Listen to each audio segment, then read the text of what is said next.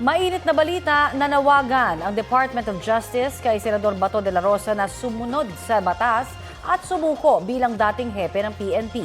Hinihiling din ng DOJ sa isa sa mga abogado ni de la Rosa na sabihin kung nasaan ang senador. May ulat on the spot si Maki Pulido. Maki? Dahil alam daw ni Attorney Jimmy Bondoc or dahil inamin daw ni Attorney Jimmy Bondoc sa publiko na alam niya kung nasaan si Senator Bato de la Rosa ay inisyuhan siya ng formal letter of request ng DOJ Special Panel of Prosecutors para sabihin kung nasaan si Senator Bato de la Rosa.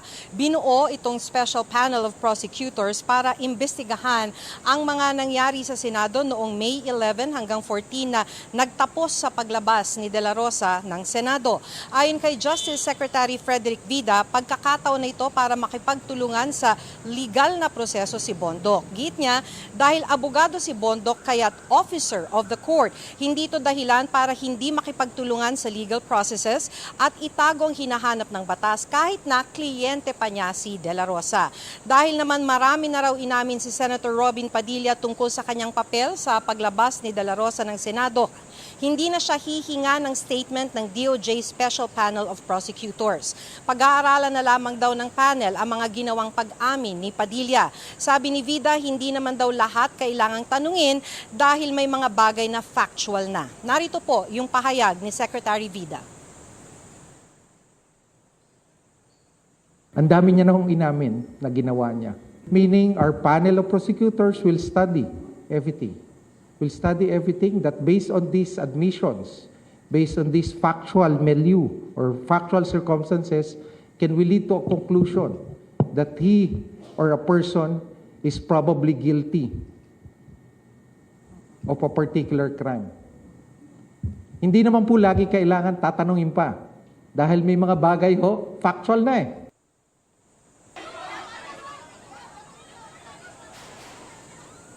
Samantala, dahil nagkaputukan sa Senado, nag-issue ng subpoena ang panel sa Senate Secretary para hingin, una, ang oath of office ni suspended Senate Sergeant at Arms Mau Aplasca, ikalawa, inventory ng firearms at mga issuance documents ng mga ito sa Senate officials at employees, pati log-in documents o listahan ng mga pumasok at lumabas ng Senado nung mga araw na yon. Nag-issue rin ng subpoena sa PNP Firearms and Explosives Office para sa inventory ng mga firearms na nakarehistro sa Senado, partikular daw ang firearm na kung tawagin ay Scorpion. Inaasahan daw ni Vida na kakanselahin na ng PNP ang rehistro ng mga baril na naka-issue kay De La Rosa. Lahat daw ng indikasyon, sabi ni Vida, ay nasa Pilipinas pa si De La Rosa. Hindi raw nila nakikita sa ngayon na kailangang mag-post ng reward para sa pagkakaaresto ng senador. Sa halip ay muli itong nanawagan sa senador na sumunod sa batas dahil bilang dating hepe ng PNP, sabi ni Vida, alam daw ni Senator De La Rosa na kailangan niyang sumuko kung may warrant. Rafi, Connie? Maraming salamat, Maki Pulido. Mahigit 700 residente ang nawala ng bahay sa sunog sa Taguig kagabi. Balitang hatid ni EJ Gomez. Ayun, sumabog. Sunod-sunod na mga pagsabog ang nakunan sa videong ito habang naglalagablab ang apoy sa Barangay Santa Ana, Taguig, pasado alas 6:30 kagabi. Bigla-bigla sumasabog yung tangke. Ilang tao ang namataang lumalangoy sa ilog para makalayo sa nasusunog na residential area. Lumalangoy na yung mga tao. Ayun, lumalangoy na sila. Para kami na sa impyerno. As in totally wash out. Wala kami na salba, ang bilis ng pangyayari. Yung apoy parang parang dilubyo kung tawagin. Nahirapan daw ang BFP sa pag-apula sa apoy dahil sa masisikip na mga eskinita at dikit-dikit na mga bahay at kakulangan sa mga hydrant. Pinakamalaking factor talaga kung bakit lumawak yung ating sunog dito ay dahil sa lakas po ng hangin na nanggagaling sa lawa ng Laguna de Bay. Inilikas ang mga nasunugan sa kalapit na eskwelahan. Ayon sa BFP, abot sa 175 na bahay ang natupok ng apoy. Nasa 350 pamilya o mahigit 700 individual ang apektado.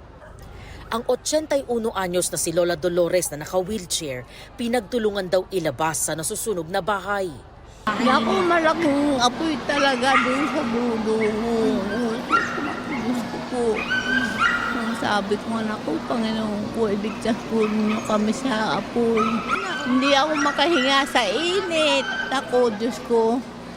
Sabi na nung ang bumbero, buhati ko na kayo, binuhat ako.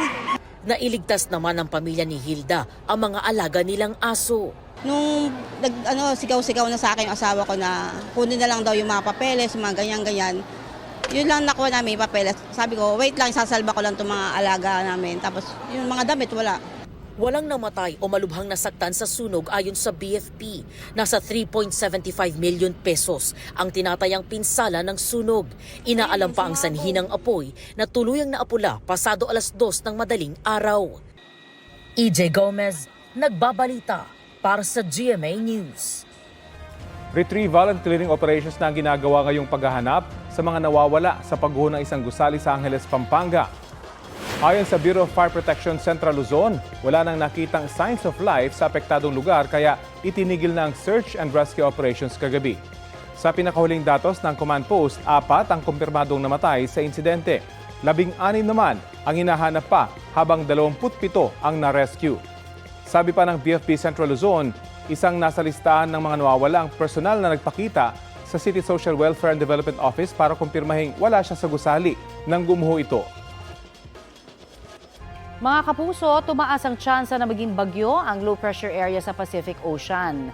Ayon sa Pag-asa, posibleng sa Huwebes o Biyernes papasok sa Philippine Area of Responsibility ang potensyal na bagyo.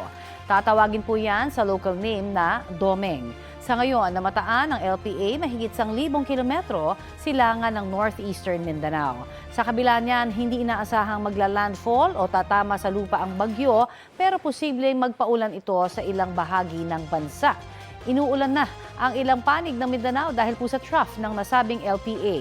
Apektado naman ang Zamboanga Peninsula, BARMM, Soc-Sargen, Lanao del Norte, Misamis Occidental at Palawan ng southwesterly wind flow o mahinang habagat. Sa mga susunod na araw o linggo, posible po itong hatakin pa ng paparating na potensyal na bagyo. Kung mangyayari yan, asahan na ang madalas na pag-ulan at posibleng ideklara na ang tag-ulan o rainy season. Magpapaulan din ngayong Martes sa ilang bahagi ng Visayas ang easterlies habang local thunderstorm dito sa Metro Manila at iba pang lugar sa bansa. Nahuli kamang pamumuo ng Ipo-Ipo water spout sa Mactan Channel sakop ng Lapu-Lapu, Cebu. Ayon sa uploader ng video na isa sa mga crew ng barkong nasa dagat noong mga sandaling yun, unti-unting umitim ang ulap at umikot ang hangin. Umikot din ang tubig sa dagat na dinaraanan ng Ipo-Ipo. Ayon sa Pag-asa, nagtagal ang nasabing water spout ng hanggang 20 minuto. Wala namang naiulat na napinsala. Paalala ng mga otoridad, dapat iwasan ng Ipo-Ipo dahil delikado ang malakas nitong hangin.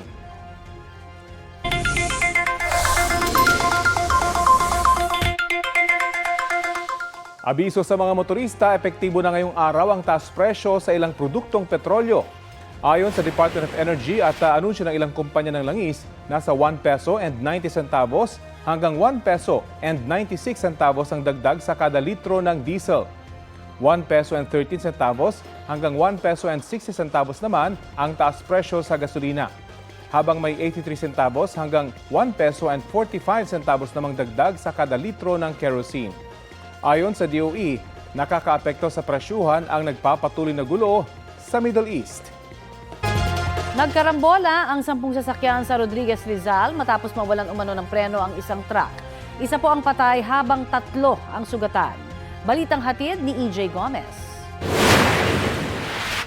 Laki ba naman, bigat nun eh. Semento ata yung karga nun eh. Nakahambalang sa kalsada ang 10 sasakyang sangkot sa karambola. Nangyari yan sa palusong na bahagi ng kalye sa Barangay San Jose Rodriguez Rizal pasado 8:00 kagabi. Batay sa investigasyon, nawalan umano ng preno ang 10-wheeler na kargado ng mga sako ng semento. Damay sa karambola ang 2 MPV, isang SUV, isang motor, isang van, isang tricycle, isang kotse at 2 minibus. Pinagtulungang ilabas ang lalaking motorcycle rider na pumailalim sa SUV. Isinugod siya sa ospital pero idiniklarang dead on arrival. Nagsibaba naman ang mga pasaherong sakay ng mga nadamay na minibus. Yung kawawa, may nasaktan, may naano yata, himatay. Ayan o. Biglang may lumagabog sa likod namin. Yung mga pasahero ko biglang nagsigawan. Tapos nagpanik na sila. Tapos pagbaba ko, nagulat ako, marami na palang nadali sa likod. Ayun, nakita ko yung salamin namin basag. 23 po na katao. Yung pasahero ko po. Nakita ko po yung 10-wheeler truck na pasalubong na po sa akin. Tumama po yung 10-wheeler po sa tagiliran ko sa may bandang kaliwa. Nabasag po yung tagiliran ng salamin. Isang tricycle driver at 2 pasahero ang nagtamo ng iba't ibang injury.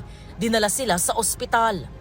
Allegedly, sabi niya, nawalan po siya ng preno. Ang unang niya mga ay dalawang SUV na nakapark. Sunod na ang SUV din, tapos yung motor na ang driver ay kada pa ilalim yun doon sa SUV. Tapos sunod, ang nabangga din ay yung driver ng tricycle. At yung sunod po ay nabangga din niya yung minibus na kasalubong at isang kotse din. Tapos ang huling nabangga niya ay yung minibus. Nasa kustodiya na ng pulisya ang 46 anyos na truck driver. Galing po ako doon sa taas, ma'am. Pagla pong sa baba, bigla pong nawala yung preno. Hindi po ako nag-overtake. Inilagan ko lang po yung kaya po nagkaganon. Inilagan ang... Yung sasakyan pong nasa tutumbukin ko po sana ng diretso. Humingi po ng pasensya po. EJ Gomez, nagbabalita para sa GMA News. Patay ang 4 sa mga sakay ng isang MPV na nabangga ng trailer truck sa Alicia, Isabela. Base po sa investigasyon, nawala ng kontrol ang driver ng truck hanggang bumangga ito sa MPV at isa pang motorsiklo.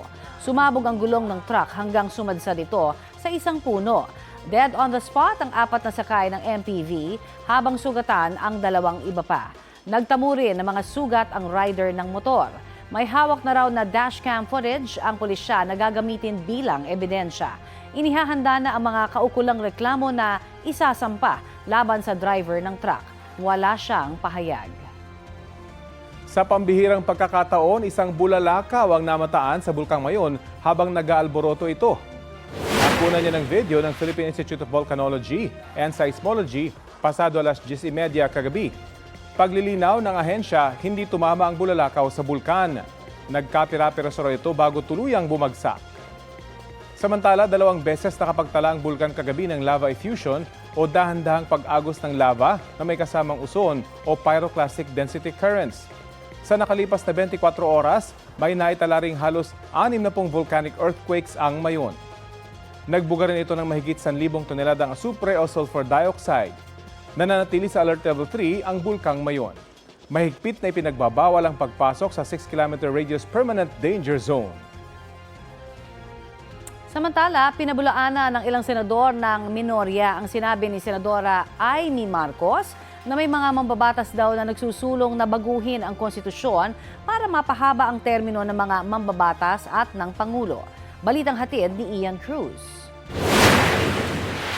Kaya nga sinasabi, we're a circus. I apologize to those who are watching. They think we're a circus. Ito ang reaksyon ni Senador Mig Zubiri sa presentasyon ni Senadora Amy Marcos sa kanyang privilege speech. Nagpalabas ang senadora ng video na naglalaman ng mga aligasyon na may mga mambabatas umanong nagsusulong ng pag-amyenda sa saligang batas sa pamamagitan ng CONAS o Constituent Assembly. Nagkita si Tito Soto at House Speaker D para pag-usapan kung ano ang papakialaman sa 1987 Constitution habang nakaupo si Bongbong Marcos. Para raw mangyari ang charter change, kailangan daw ng no-el o no election scenario. Malakas ang ugong ng no-el sa 2028. Lumutang na rin ang mga detalye. Magte-term extension ang mga congressman at madadagdagan ng 3 taon na mananatiling nakaupo sa pwesto hanggang 2031. Ganon din, 2028. Ganon din ang mga senador, pati ang Pangulo, hanggang 2031 na raw. Kung may eleksyon man sa 2028, sa lokal na lang. kakawing daw ng planong charter change at Noel ang impeachment ni Vice President Sara Duterte. Impeachment, no elections, term extension.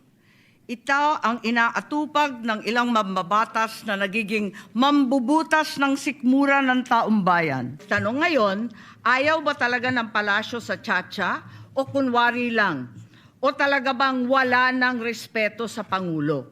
Sabi ni Marcos, may mga source daw siya tungkol sa mga napag-usapan sa meeting. Bukod kay Lito Banayo, napakarami kong sources patungkol sa mga meeting na naganap para sa isinusulong na Constituent Assembly o CONAS. Mga kalipunan ng mga politikong hindi nananalo sa mga matataas na posisyon, inaambisyon nila. Kung hindi kayang manalo sa boto, baguhin na lang ang konstitusyon. Sinisika pa naming makuha ang panig ng Malacanang tungkol sa sinabi ng senadora. Wala pang pahayag kaugnay nito si House Speaker Bo J.D. Pero ang mga miyembro ng minorya inalmahan ang mga akusasyon ni Marcos. Giit nila, walang katotohanang isinusulong nila ang tiyatsa. That the video that the lady senator presented was obviously opinionated, a propaganda tool, right? It's should be stricken off the record, Madam President. And it's unparliamentary. We've seen videos presenting evidence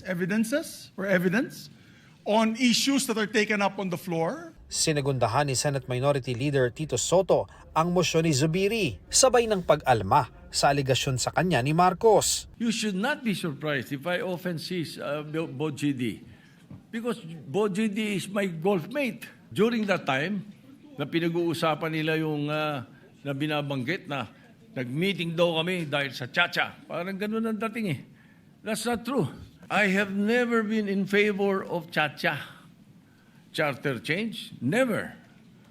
From the day I became a senator up to the present, ang kailangan natin, katya, character change. This representation was chairman of the Constitutional Amendments Committee from August 12 until May 11. The Committee on Constitutional Amendments never held hearings on constitutional change. That in itself is proof. These are lies, Mr. President.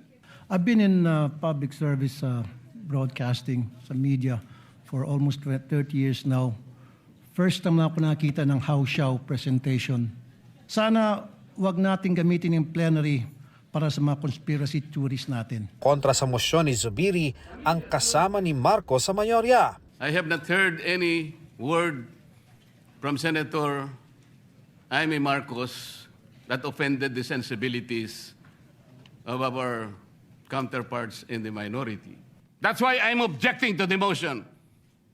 Wag po tayong balat sibuyas. Matapos ang debate, binawi rin ni Marcos ang video sa hiling ni Senate President Alan Peter Cayetano. I-withdraw ang video kung yan ang gusto. Sana kapalit niyan, ipangako natin lahat sa ating taong bayan na walang term extension na mangyayari at na may eleksyon sa 2028. I withdraw also my motion. Ian Cruz nagbabalita para sa GMA News. Ilan pang majority senators ang magiging miyembro ng makapangyarihang Blue Ribbon Committee na nag-iimbestiga sa mga katiwalian sa gobyerno. Vice Chairman ang dating chairman ng komite na si Senador Rodante Marcoleta. Vice Chairman din ang dati niyang membrong si Senador Jingo Estrada. Mananatiling membro ng Blue Ribbon Committee sina Senador Bongo, Amy Marcos at Robin Padilla.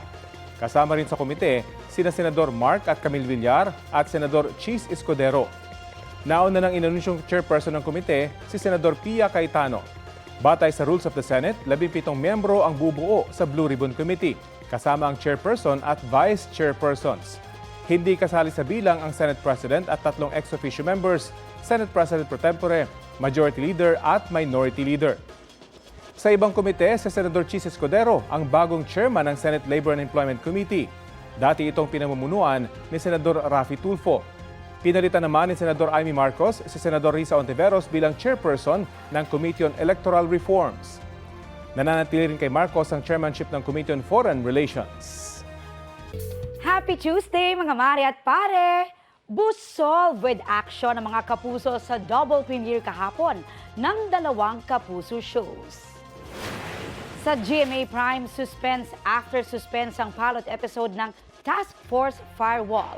Thrilling ang backstory ng karakter na si Isa, na kalaunay ginampanan ni kapuso actress Kylie Padilla. Sa aabangan later, ipakikilala na rin ng iba pang magiging membro ng Task Force Firewall, played by Miguel Tan Felix, Jack Roberto, Buboy Villar, Lexi Gonzalez at Cheska Fausto. Sama-sama nilang pinanood ang premiere episode kasama ang iba pang cast members na sina Kailin Alcantara, Luis Ontiveros, Jeff Moses, Dominic Ochoa at Glenda Garcia. Thankful sila sa positive comments ng netizens sa live stream. Interesting naman ang ipinakilalang karakter sa unang episode ng Afternoon Prime series na Kamao. Ang batikang aktor na si Neil Ryan Sese, gumaganap bilang isang closeted boxer.